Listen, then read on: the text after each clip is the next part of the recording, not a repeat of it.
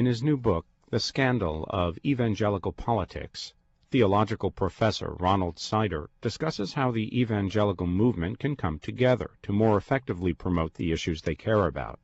The event, hosted by Princeton University, is an hour. Just because you're a Christian doesn't mean you get your politics right. I love two stories that illustrate that. One comes from Jesse Helms, as you know, one of the leaders in the U.S. Senate for a bunch of years, very famous for his defense and championing of a pro-life position. But Jesse Helms came from the state of North Carolina, the largest tobacco growing state in the country. And so he defended and promoted government subsidies for tobacco growers, even urged subsidizing our shipping tobacco abroad for our Food for Peace program. Not exactly a completely pro-life agenda, I would argue.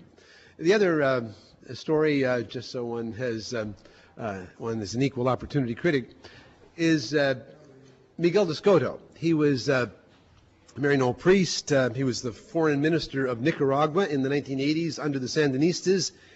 About 1987, he went to the Soviet Union and accepted the Lenin Peace Prize. And in the course of giving speeches in that connection, he said that the Soviet Union was the last best hope for Earth. Not entirely perceptive, as late as 1987. Just because you're a Christian doesn't mean that you get your politics right. Evangelicals in particular, and Christians in general, are up to our ears in politics. Today, one thinks of moral majority in the 80s, or the Christian Coalition in the 90s, or the massive evangelical support for George Bush in 2000 and 2004, or Jim Wallace' major concern and coalition with regard to poverty.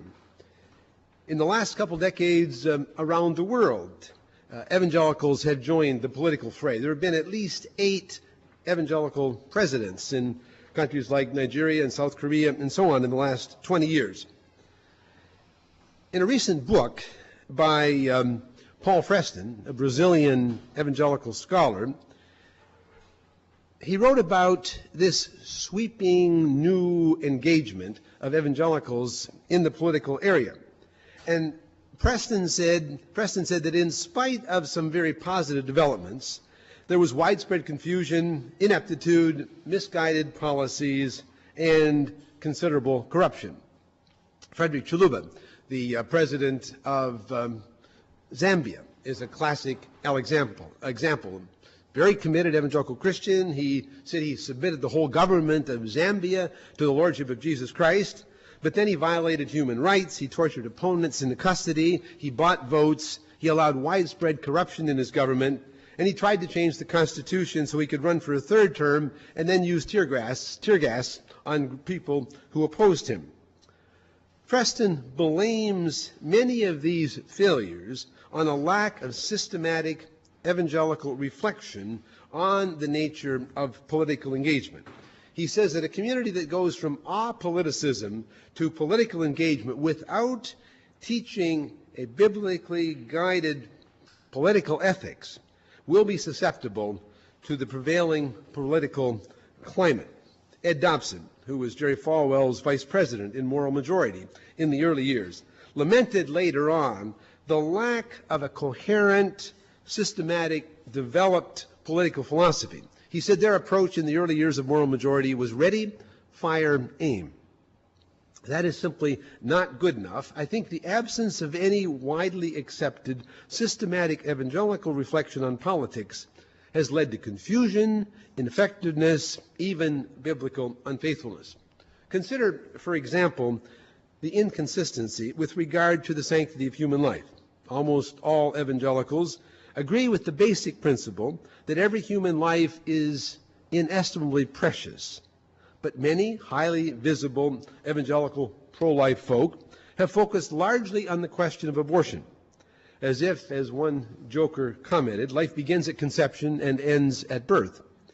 But what about the millions of children who die every year of starvation, or the millions of adults killed prematurely by tobacco smoke? Are those not sanctity of human life issues? Evangelical failure to develop a systematic, comprehensive political philosophy actually contrasts sharply with what other Christian traditions have done, especially Roman Catholics.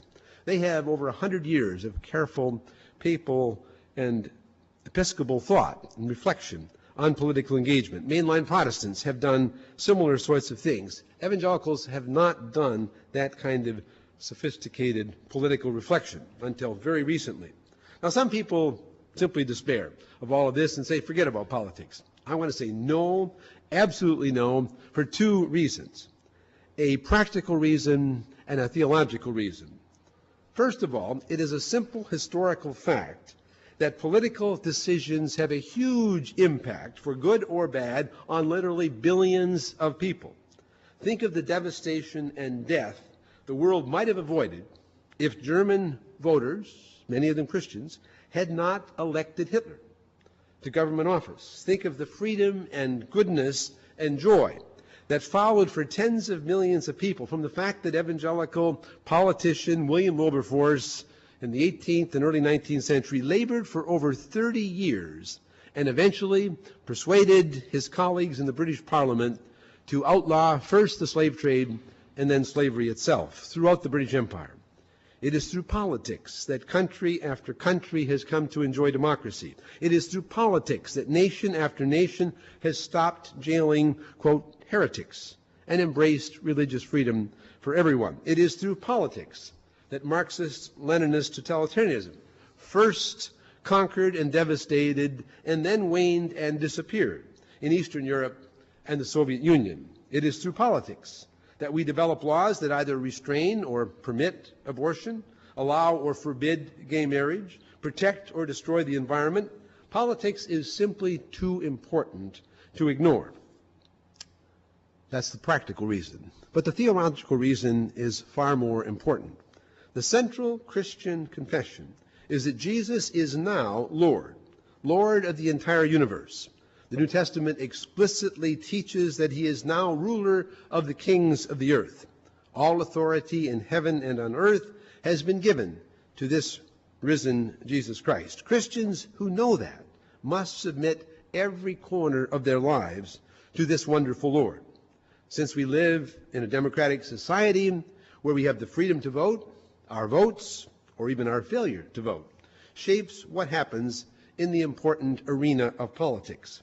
One way Christians live out our belief that Christ is Lord, even of political life, is to think and pray for wisdom to act politically in ways that best reflect Christ our Lord. So we have to ask the question, is there an approach, is there a method, a framework that allows us to in fact do that in concrete political life? What I want to do in the rest of this lecture is, first of all, to provide an overview of the methodology that I've developed that I hope allows us to do that.